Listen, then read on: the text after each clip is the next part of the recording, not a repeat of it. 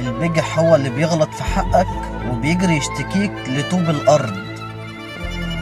البجح هو اللي بتقف معاه وبتساعده وفي الآخر بينكر الجميل. البجح هو اللي تسنده وتدافع عنه وفي الآخر يتكلم عليك مع الناس كلها. البجح هو اللي بيجري عليك بالحضن وبالبوس وفي الآخر بيقول عليك أوسخ الصفات مع الناس علشان هو وسخ. أنا اللي ما يتعاشرش ولا يتصاحب علشان ما بعرفش أصاحب خاين وجبان ولا عاشر خسيس. أنا الوحش اللي مش باقي على حد عشان لمتكم كدابة والمصالح مبدأكم.